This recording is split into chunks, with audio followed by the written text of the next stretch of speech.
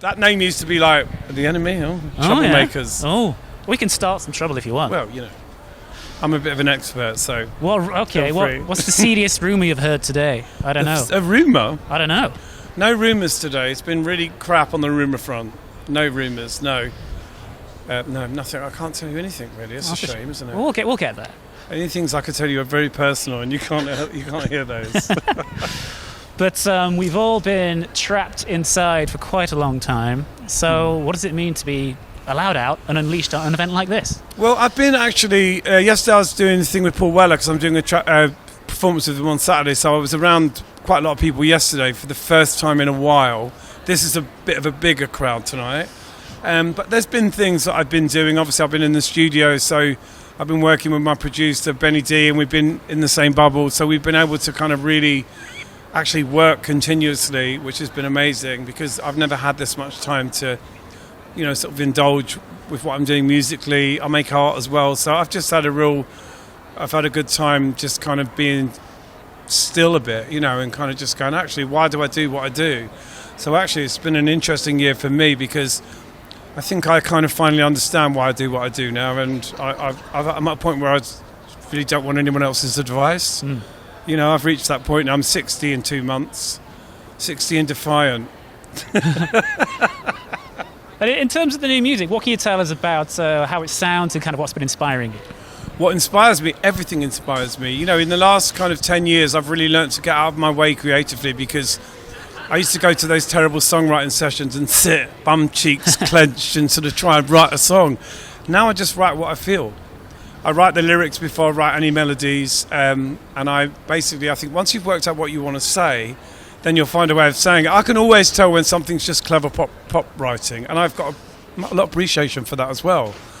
But sometimes it's very lazy. You wouldn't go into a football club and go take someone from the stands and let them take the penalty, would you? Yeah. So I think that there's been this kind of loss of respect for the artistry of songwriting.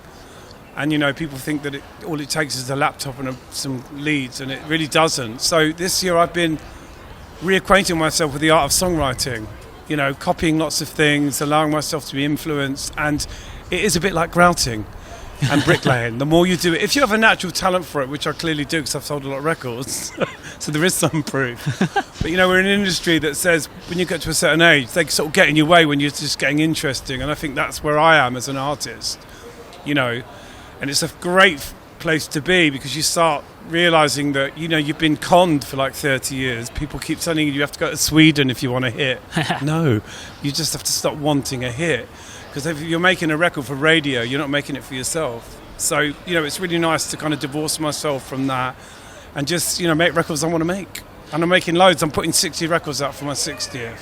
Wow. And, just completely, whenever I feel like it. I think I've got an album coming out on Friday. I'm just doing it completely kamikaze, fuck the rules.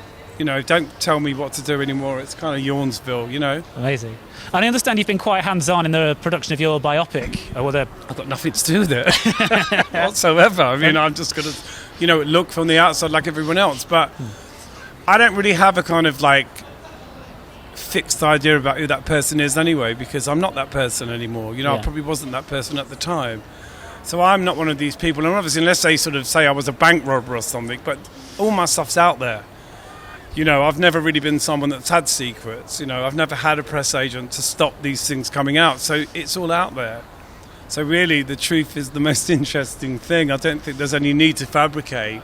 It's just whether somebody, whoever plays me, gets me. Doesn't think they have to come in and play a caricature. So you don't have any expectations of it, you're just going to let it exist? I have loads. I want it to be brilliant, obviously. I want it to be brilliant, truthful. I want it to make people cry. I want it to be very heartfelt. That's what it should be, and honest. It should be truthful. Amazing. And who are you most looking forward to catching up with tonight? Well, it's always fun, these things, because you meet people that you've sort of only seen on TV and you think, I wonder what they're like. So I like to go up to people and introduce myself, or make eye contact, because then you can really see whether people take themselves far too seriously or not. So I'm always interested to meet everybody. Amazing. The legendary Boy George, thank you so much for your time. Thank you.